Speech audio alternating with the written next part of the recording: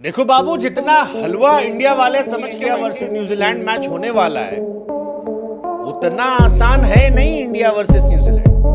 और अगर इस वर्सेस न्यूजीलैंड तो इसे जीत के चले जाएंगे, कोई टेंशन नहीं। और वन साइडेड मैच है तो मेरे दोस्त बड़े मुगालते में जीत है। हाँ, लेकिन वर्तमान ये कहता है कि क्रिकेट में ओवर कॉन्फिडेंस अच्छा नहीं होता। और इंडिया न्यूजीलैंड के सामने आईसीसी के फाइनल में इंडिया और न्यूजीलैंड 2 बार भिड़े और आपको जानते 2 बार इंडिया की हार हुई।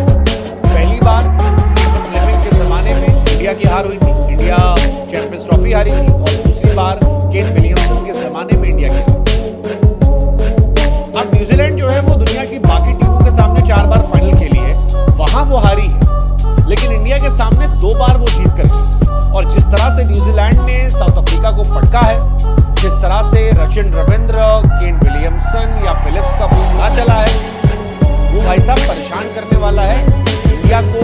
एक्चुअली में इंडियन से ही खतरा है, क्योंकि रचिन रविंद्र किसी भी दिन आपका दिन खराब कर सकते हैं। बाकी काम जो है वो मैट हेनरी, सैंटनर और उनके ब्रेसवेल जैसे गेंदबाज कर सकते हैं। तो अगर आप इस मुकाबले में जी रहे हैं कि इंडिया आसानी से जीते तो बड़ा नुकसानदायक है। हाँ, ये सच है कि इंडिया को एडवांटेज है, लेकिन बड़ी बात है कि सब जानते हैं, सबको पता है कि इंडिया किस टेम्पो पे खेल रही है। इंडिया 4 स्पिनर खिलाएगी, ये आप भी जानते हो, ये हम भी जानते हैं।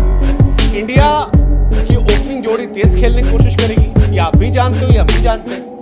अब प्रॉब्लम ये बात न्यूजीलैंड वाले भी जानते हैं, और अगर न्यूजीलैंड वाला भी ये बात जानता है तो फिर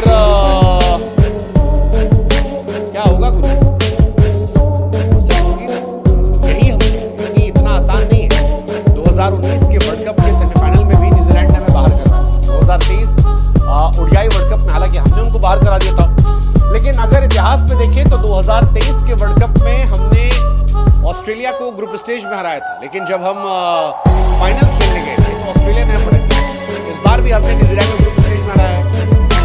दोनों टीम के पास मौका है रिवेंज लेने की भी। अब तक 2 आईसीसी इवेंट जीते हैं, एक स्टीफन फ्लेमिंग के जमाने में, विलियमसन के जमाने में। सैंटनर के तीसरा जिताएंगे, ये देखने वाली बात है।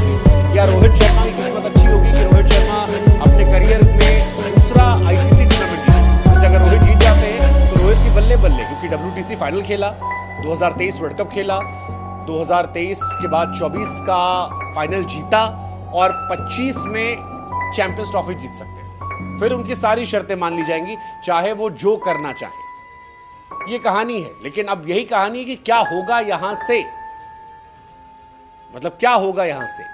न्यूजीलैंड आईसीसी फाइनल में हालांकि बड़ा मिक्स रहा है। 2000 में इंडिया के सामने जीत गए थे, 2009 में ऑस्ट्रेलिया के सामने हारे थे, 2015 में भी पहुंचे ऑस्ट्रेलिया के सामने वर्ल्ड कप में, हार गए। 2019 में फाइनल पहुंचे, हार गए।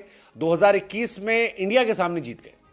फिर 2021 में T20 वर्ल्ड कप पे फाइनल पहुंचे ऑस्ट्रेलिया के सामने, फिर हार गए। तो उनका बाकी टीमों के खिलाफ परफॉर्मेंस एवरेज रहा है, लेकिन इंडिया के सामने वो बड़ी टीम रही है। और इसीलिए थोड़ा सा ये डराता है कि कहीं हम ओवर कॉन्फिडेंस से बह तो नहीं जाएंगे, क्योंकि 2023 के वर्ल्ड कप के भी सारे मैचेस हम जीत के आए थे और फाइनल में हम गड़बड़ किए थे। अब ये गड़बड़ ना हो, इसकी उम्मीद हमें करनी पड़ेगी। रोहित शर्मा हालांकि न्यूजीलैंड के सामने आईसीसी टूर्नामेंट में अनबीटन रहे, लेकिन फिर वही कहानी है कि फैक्ट्स, इतिहास जो है वो पुरानी बातें होती है। आपको तैयारी करनी पड़ेगी, तैयारी होगी तो इंडिया जीतेगी, तैयारी नहीं होगी तो मामला गड़बड़ा जाएगा। इंडिया को कुछ जगह पर काम करना पड़ेगा। शुभमन गिल, रोहित शर्मा को रन बनाने पड़ेंगे, क्योंकि इनके बल्ले से रन नहीं निकल रहे हैं। और आप बहुत डिपेंडेंट हो विराट कोहली, श्रेयस अय्यर पर, इतना डिपेंडेंसी अच्छी बात नहीं है। कुलदीप यादव को विकेट निकालना पड़ेगा। कुलदीप के विकेट नहीं निकल रहे हैं, स्पेशली नॉकआउट्स में उनका स्टार्ट बहुत अच्छा नहीं रहा।